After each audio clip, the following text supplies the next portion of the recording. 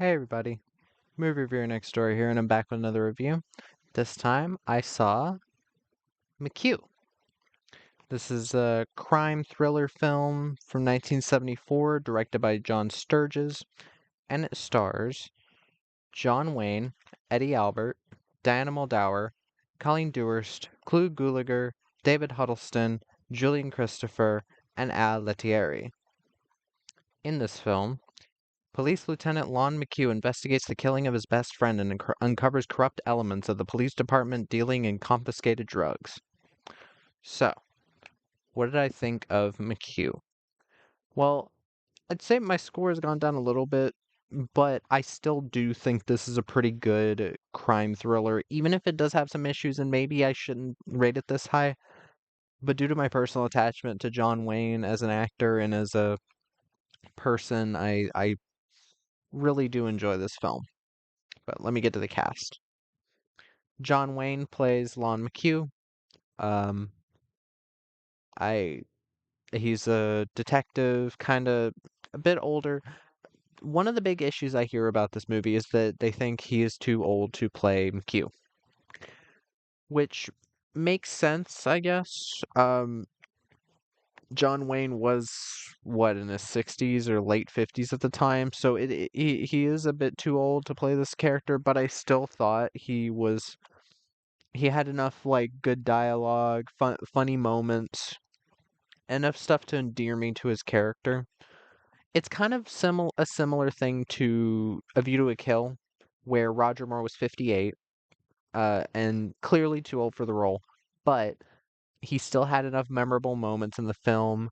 Uh, Even with all of the stunt doubling, he still plays off the suaveness of the character, and I think that's kind of same here.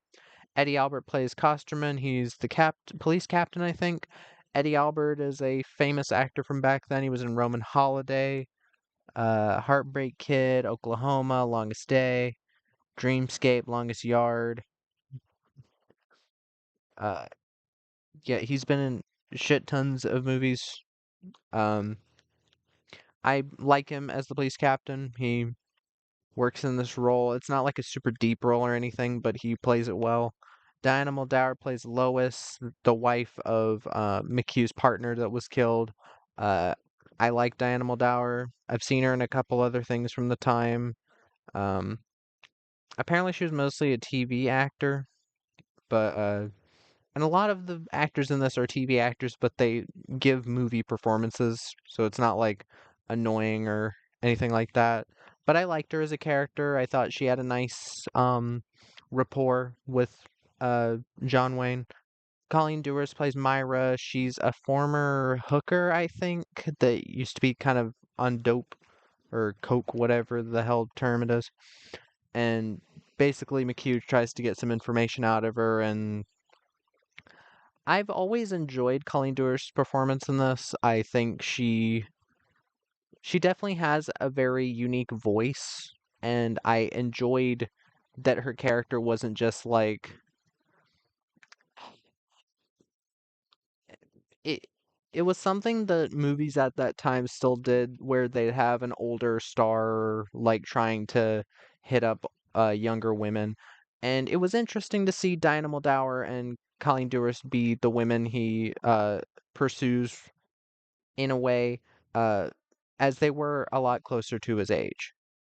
And yeah, I actually enjoyed that. And again, Colleen Dewhurst was a nice, warm presence in the movie. Clu Gulager plays Tom's. He's another guy in the police department. I like Clu Gulager. I last saw him in Nightmare on Elm Street Part 2. I enjoyed him there. David Huddleston plays Pinky. He's a private eye that McHugh ends up working for his company, kind of. I like David Huddleston. He works in the film. Julian Christopher plays JC, a guy that's, I guess, friends with McQ. Enjoyed him too. And Al Lettieri as Santiago. He's basically our main villain of this film. I always enjoy seeing this guy. He always plays really nice mustache twirling villains. And he is pretty he is a pretty decent threat. But yeah, McQ. This film is it's one of those that I saw when I was a lot younger, and now that I've gone back and watched it, I can really appreciate even more what it was doing because for pretty much all of John Wayne's career, he had been in westerns. He had been in westerns since I think late 20s, early 30s. His first feature-length western I think was in 33. I still have not seen his feature debut, but and most of his best well-known films are from a bit later in his career, like in the 50s, 60s, and 70s, rather than 20s and 30s. And this film was one of the last films he did. The last film he did was The Shootist. I would definitely put that over this, and I do need to watch that again, but I should watch more John Wayne movies before watching it again. But McQ was the first time he had ever played a cop, which is pretty interesting because he's already a badass in westerns and he can do joke like one of the things that I love about John Wayne as compared to a lot of other badass actors of the time, John Wayne and Clint Eastwood, is that they know how to take a joke. Someone like Steve McQueen in Bullet, I never really identified with or enjoyed as much because he seems very overly serious and there's no real let up from the like seriousness of the topic of the movie and he's always kind of and it was nice to see him in Thomas Crown Affair where he was giving this really lively performance where he's just going insane and I love it. Where John Wayne and Clint Eastwood know when to add in a little bit of relief, comic or otherwise. And that happens in McQ. McQ does take itself very seriously, I will say, which makes sense because there are th- this just shows you how like PG back then was basically just PG-13 in between PG-13 and R. This was before PG-13 was created after I think either Temple of Doom or Red Dawn. Red Dawn is a really grisly movie, but back then you could actually show blood in PG movies, which is crazy. Uh, and you could actually talk about pretty rough topics like like cocaine and the drug mules and all that stuff. But this film, again, I don't think it reinvents the wheel in anything except for something I'll talk about later in the film. But I do like that it is straightforward. It doesn't beat around the bush too much. I will say that I don't know if this needs 2 hours. It could have been cut down a bit in the first half, but the second half more than makes up for it with the action, um, which is very well handled. John Sturges knows what he's doing with that. He directed Great Escape, Magnificent Seven, Gunfight at the OK Corral, The Eagle Has Landed, Joe Kidd, Ice Station Zebra, a lot of classic films. Um, Also Chino. Um, and he knows what he's doing here. And there's some really interesting stuff for back in this time. And all around it is John Wayne. Now, one thing I will mention about John Wayne, while he was working on this film, and the filming of this came after he had a lung removed, which was when he thought he had beaten the cancer, I think. And he wasn't able to run for long sequences. Like there couldn't be like a big long chase scene where it doesn't like cut or anything because he would run out of breath quite easily, which sucks. But because he is a professional, he wasn't um making a huge deal about it. He did the work and they understood and he's a very professional guy. Um and John Wayne, I will say, for most of this movie, his age isn't really showing for me and it doesn't really become a problem. There's a couple moments where the editing kind of gives it away. There's a bit where somebody's trying to shoot at him when he's at his boathouse and he ducks behind some trash cans and there's a pretty obvious cut between him jumping behind the trash cans and then him popping out and shooting back at him. Uh which is also in the trailer. and there's a bit where he's shooting back at some guys that are shooting a shotgun at him, and he gets behind a door, and then there's a hard cut, like it doesn't cut away and then cut back. There's a hard cut to the door getting peppered with bullets, and it is very noticeable. And I think that's either due to kind of sloppy editing in that part, or John Wayne wasn't actually like they're cutting to make sure that he's safe before they set off the charges in the door, which usually you edit you like put the camera in a different place so it doesn't really give it away, or you cut to something else and then cut back. But yeah, it's kind of sloppy. I will give it that.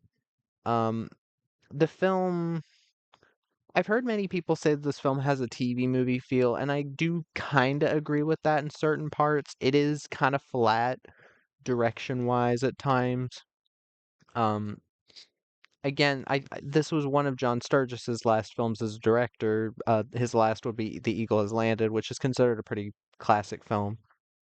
But I can kind of see that the TV direction kind of thing. Again, with all the TV actors, it makes sense. But again, they're TV actors giving good performances, which is what really matters. It doesn't really matter to me that a TV actor stars in a movie. Like say with the Bruce Willis movies, like the fact that somebody like Clive Standen from Vikings starred in Vengeance, I think it was called, didn't really bother me because he was giving a decent enough performance. Somebody like Jesse Metcalf in, well, I mean, I haven't seen most of these movies, but like Hard Kill and Fortress, I think, and then Fortress 2 Sniper's Eye. I don't care as long as the performance is good and as long as I buy them. But Jesse Metcalf was also in Dead Rising, Watchtower, and Endgame, and even though I didn't care for Endgame, I liked Watchtower much more. I still liked his performances in those movies, and I think he worked as a Dead Rising character. And he had some pretty badass moments as well. I think the first one is an underrated video game movie.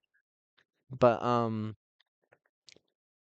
with this, like nothing really stood out acting wise to me. There might be like a couple off moments with some extras, but for the most part, it's pretty straightforward, good acting. Um, uh, the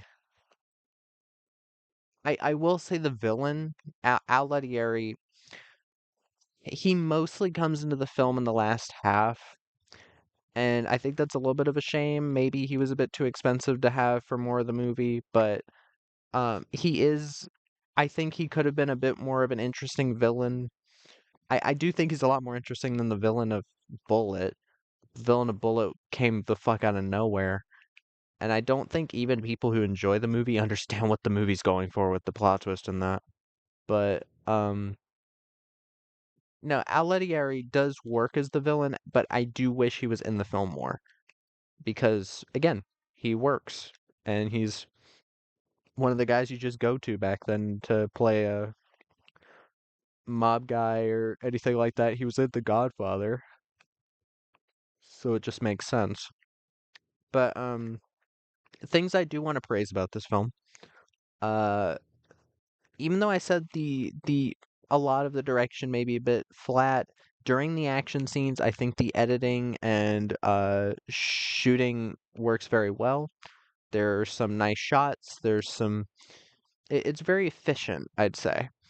Because again, there's not a lot of shootouts. There's a small shootout before the big car chase at the end. That's all right. Not shot horribly. There's windows breaking and stuff. And again, back then you didn't really have action movies where it's like, oh, millions of bullets being fired everywhere. So for the time, especially, it's well done. Um, there's a couple decent car chases that are well shot and well delivered, but the real pièce de résistance of this film is the beach car chase at the very end of the film in the last 10 minutes because you have a very stellar setting. You're having a car chase on a beach between John Wayne and Diana Muldaur in the one car, and there's a bunch of goons, and Santiago Alegre's character is in one of the cars. They're shooting back at him. The windows are breaking. He's getting into the surf to like get the water on the guys, and then he uses the Mac 10 that he got, or no, Ingram Mac 10, I think, is what it is, with the silencer, which is a gun that's very popular for being in Escape from New York, but as a lot of people don't seem to know, it first appeared in this film.